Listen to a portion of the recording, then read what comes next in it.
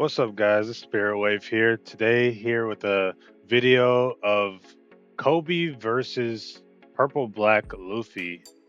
It's going to be a little new format for us, but you can see he's going to play the Law Searcher, search top five for Straw Hat or Heart Pirates, and I believe it's 3 through 7 or 3 and up. I believe it's 3 and up. Draw for turn. I'm playing Koby. If that wasn't made clear, I played brand new. I got to go second. Oh, you did see that. What did I search? Hold up. Let's see what I searched. Let's see what I searched. My bad. I'm gonna be going back and forth. I grabbed the Admiral Kizaru. He goes to 3 Dawn. He plays Zoro -2, ramp 2 active.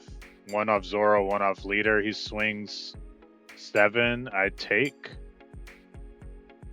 I'm gonna try and commentate this as best as I can.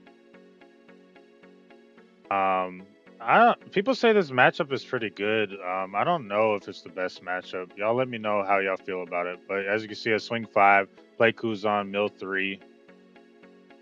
And yeah, we got 5 in the trash. So we'll see what happens next. Puts 1 on leader. He attempts to pop my Kuzan. I use leader effect and bottom deck 3 to protect it. He proceeds to swing 5. We counter out 1.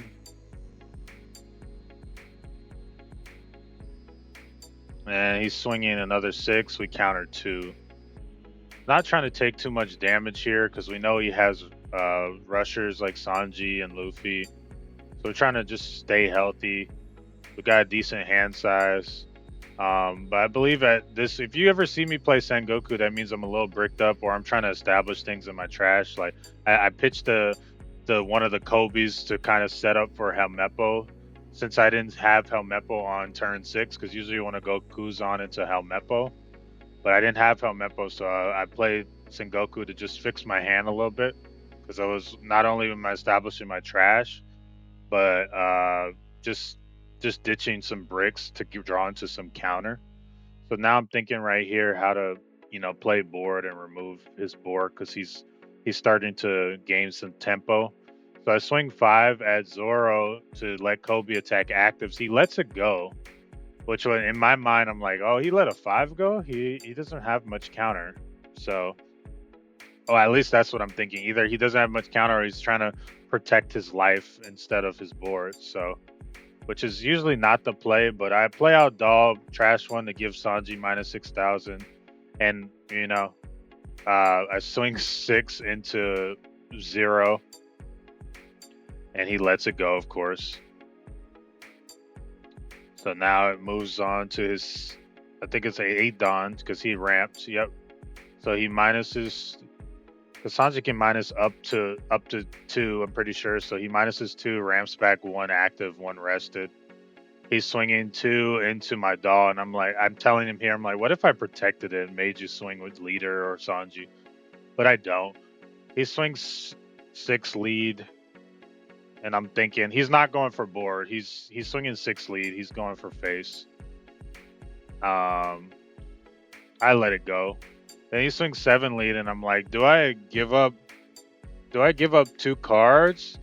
Because I'm like, I let the 6 go. It's not like I don't have counter in hand, but I'm like, I'm one of those people, I like hand advantage and I like luring my opponent into thinking I have no counter. That's why I'm taking it. But in reality, I do have counter. I'm just choosing to have hand advantage. And if you're not going for my board for the most part, I don't really care. Like, I'm going to try and protect my bodies as much as I can. But I feel like in his mind, he doesn't think anything on my board is very threatening. I just have a 5 Kuzan 5 power. So he's not really thinking much about my board. He's just trying to go face because I'm a 4-life leader. And he's thinking to himself, I'm just going to get him to 1 or 0. And, I'm going to be a 7K leader. I'm going to get him to 0. And I'm just going to keep on playing rush characters like Sanji and Luffy. And he's not going to be able to do anything. But in my mind, I'm thinking, okay, well, I still have my Kuzan. I can play out this Helmeppo right here. I can trash one, draw one, and then I can play out my Koby that's in my trash. So that's what I'm doing here. Play out Koby. I declare Koby can attack actives, even though it doesn't matter in this. There's nothing active to attack.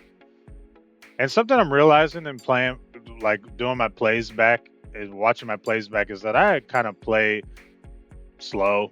I'm not gonna lie, I have this on 1.5 speed, but it's okay to play a little bit slower. Sometimes I try to play too fast, and sometimes it's okay to slow down your game, and that's totally fine. But here I swing 7 because my sword characters can attack the turn they're played into rested characters, and he lets it go.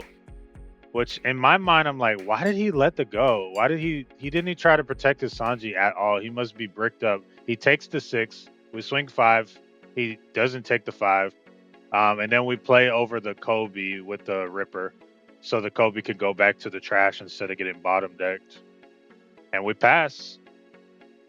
So yeah, I'm thinking he must be super bricked up. He let that 7 into 7 go. But here he plays another Sanji. I think that's the second one. He rests my Ripper. And we'll see what he does here next. He swings 5 into Ripper. And then he swings 10 at lead. And I take it. I'm at 0. I don't mind being at 0. I'm a purple player, so I'm used to being at low life. I've also played Vegapunk, so I don't mind being low life. I play Sengoku. I'm a little bricked up, so I'm trying to fix my hand. Buddy gave me the new winner Sengoku. Nice looking card. We trash 2, draw 3, and then we fix our hands. So now we've definitely got some counter in hand, and we got an honesty impact. And we're not playing that because we don't really see anything threatening yet. We're kind of saving it for something that we just don't want to deal with. So that's why we're saving the honesty impact. All right, so let's see what we do here next. We still got 9 Dawn left. Yeah, because this is our 10 Dawn play. So I swing 11 into the Sanji, and I'm like, he doesn't have any Dawn up. I'm like, if you want to give me 3 cards to protect the Sanji, that's perfectly fine. He doesn't. He plays smart, or he does. He did have a Dawn up. I didn't even see it. So he's just bluffing. And here I make that is a misplay right there. I can pause it. You cannot. So I will be honest. Like, I'm just gonna be honest. There's gonna be some misplays in here, and you guys call me on the comments. But this is a misplay. You cannot grab. I grabbed Ripper from the grave with Rebecca, and you cannot grab Ripper from the grave with Rebecca. So I took Rebecca out of the deck for that reason, because my only 2 targets were Kuzan and Helmeppo. But you cannot. You can only grab a 3 through 7 from the trash with Rebecca. So I did cheat there. I'm calling myself out. I did not mean to do it, but in reality, I would have grabbed another 1K. But I could not grab that blocker, which I proceed to play that blocker out. I could not do that unless I had another one in my hand, which, I don't think I did. I'm looking at my hand right now. I don't think I had another Ripper. So I do go double blocker there. But yeah, call me out when you see my misplays. I low-key did not want to upload this because of that misplay. Because people in the comments might say, "Oh, you're cheating," blah blah blah. But it was definitely just an honest mistake. You got to know what your cards do. But your opponents also need to call you out on stuff like that. So he plays Beer Luffy. He swings 8 lead. We take. Oh, I was at 0 life. I mean, I was at 1 life. So, or no, we block. We're at 0. So we block. He swung 8. We block. So now is the time. Okay, he played a Beer Luffy. He played a blocker just in case I were to. Because if I were to attack the Beer Luffy, and he could still block it. If I were to set one of my cards to attack actives and swing it to the Beer Luffy, he can still block it. So that was kind of smart in his respect. He plays a Beer Luffy and also plays a Robin to protect it. But I'm like sitting here and I'm like, honesty impact. But I'm thinking to myself, do I just minus the Luffy and then KO the Robin? Because I'm like, but I'm like, he has one Dawn up, so I'm not even gonna risk it. That's what I told myself. I'm like, I'm not even gonna risk it. I don't care if he gets his little search off of Robin. So I end up deciding just to pop the beer Luffy with the honesty impact. But in theory, I could have just minus the Luffy and popped the Robin because and he's at 3 life. So I'm still at 0. He's at 3 life. But um, just for so I mean, I don't know if any of you guys play Koby. I'm guessing you're thinking about playing Koby if you're watching this video. But Koby does play a lot of blockers. Even though I did grab another blocker off of the Rebecca.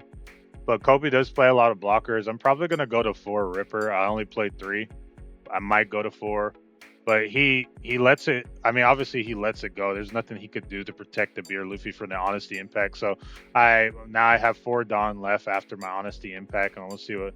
This is part where one of my friends starts messing with my camera, but sorry about that. So this is gonna be a little wonky for a little bit. But I swing 7. Did he use a giant?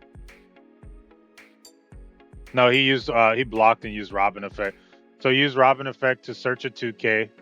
We swing 7 again. He takes. We swing 7 a third time, and see. Let's see what happens. Pretty sure he takes. Sorry about the camera again.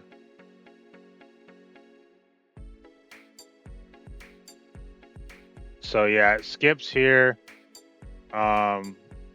This is his next turn. He swung 5.